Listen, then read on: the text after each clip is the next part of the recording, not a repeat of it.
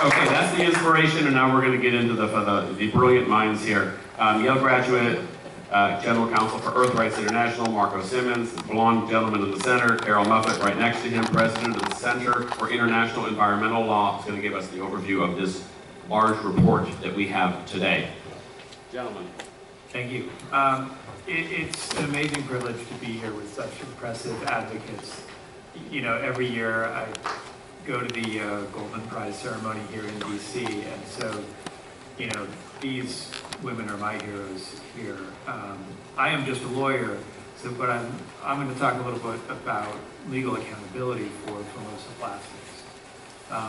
So thanks to the work of people like Diane and Sharon, Formosa has faced some measure of accountability here in the United States, although certainly more needs to be done. But with respect to Vietnam, the victims are still waiting for remedies.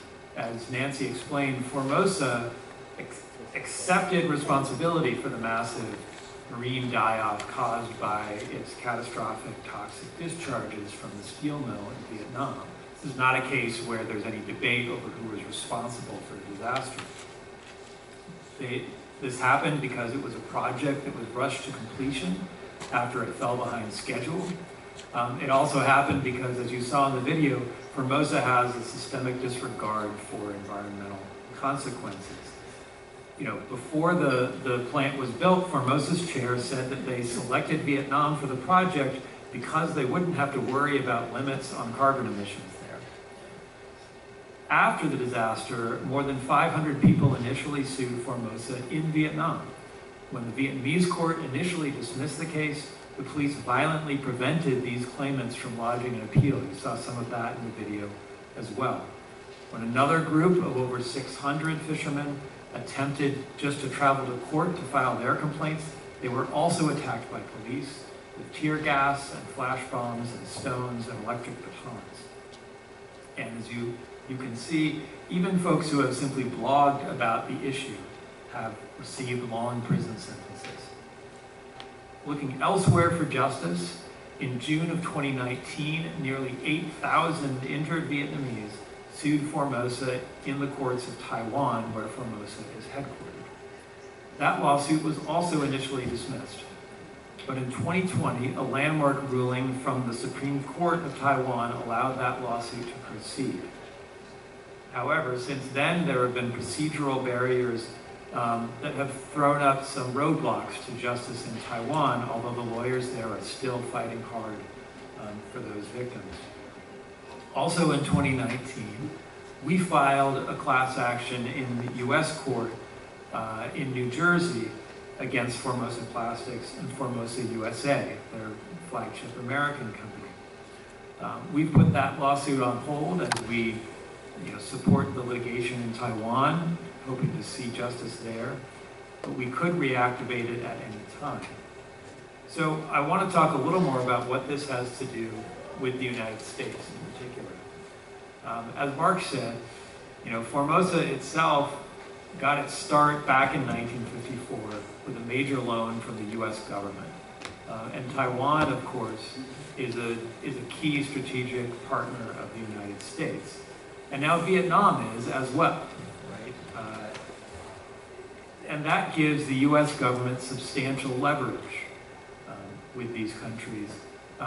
So, we're in part calling on the Biden administration to use the leverage that the US government has, and for members of Congress to keep pressing the administration on this point. Strategic partners of the United States should be providing access to justice and remedies, not imprisoning advocates and journalists merely for calling attention to the issue. Another key aspect of the ties to the United States for the Formosa group as a whole, the Wong family, which founded and still largely controls Formosa, also has deep ties to the United States. Some family members reside here, and one of the co-founders of the company put most of his assets in the United States before dying here in 2008. Additionally, Formosa USA was also directly involved in the Vietnam project, and at one point was the largest shareholder in the Vietnamese steel company. So, with barriers to justice in both Vietnam and potentially in Taiwan, it may be necessary to seek justice here in the United States. In this country, we have a responsibility to hold Formosa accountable wherever it does business. I'm going to turn it over to Caroll for a moment to talk more about the systemic issues with Formosa Plastics.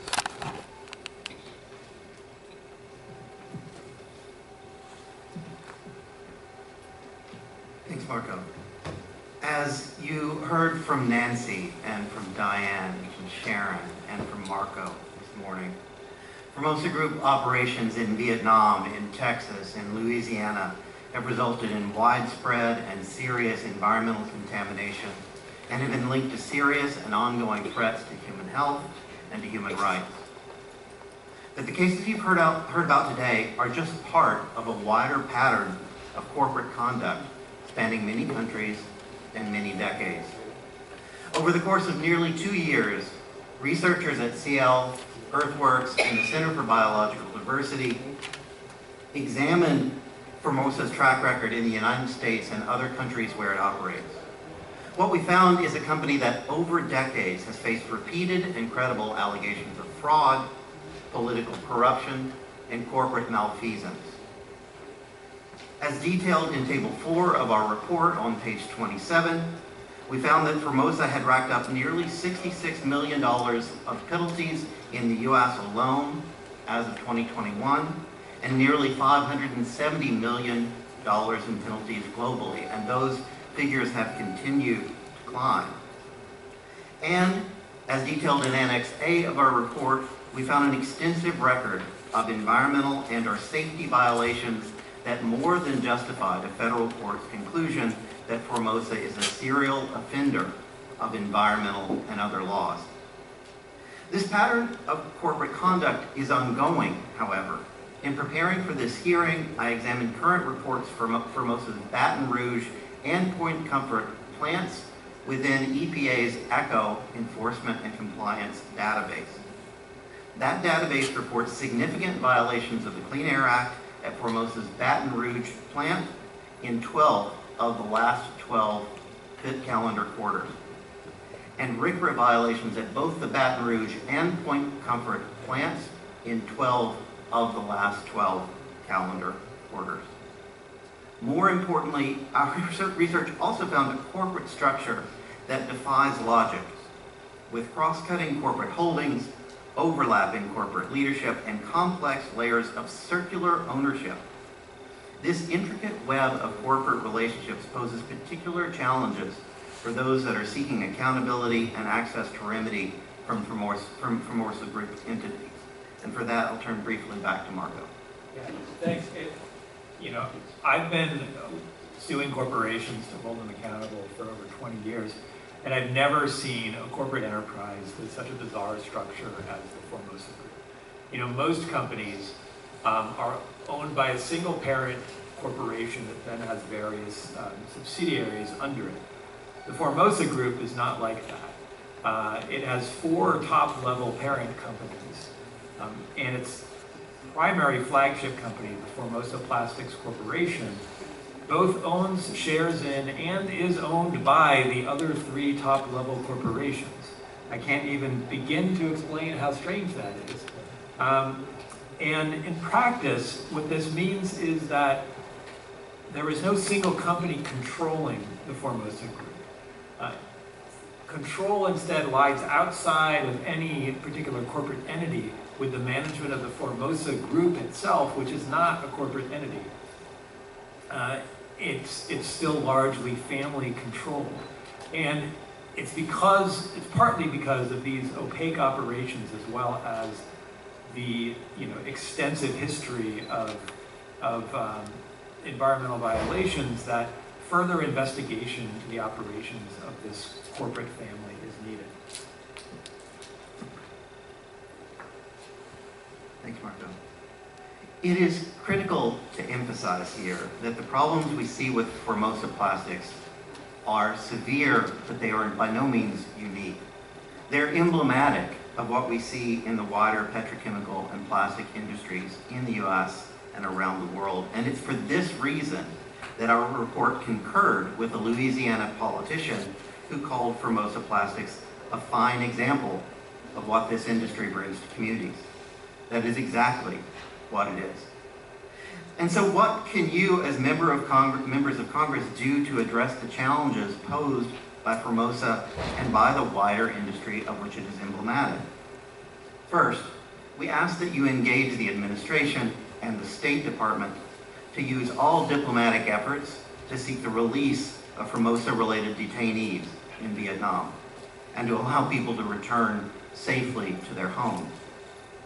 You can ensure that EPA, OSHA, and other regulatory agencies have the funding and the mandates necessary to actively and effectively enforce environmental, health, and safety standards against Formosa and other facilities.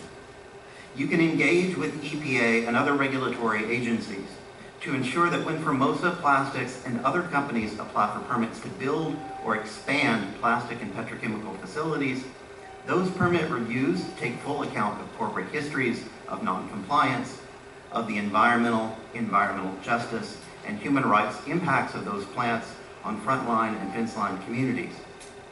You can work to end tax breaks and subsidies that put petrochemical industry profits above the public interest. And finally, you can engage with the administration to ensure that the U.S.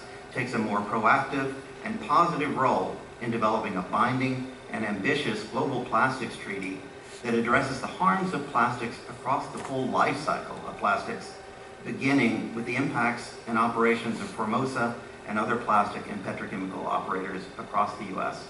and around the world. Thank you.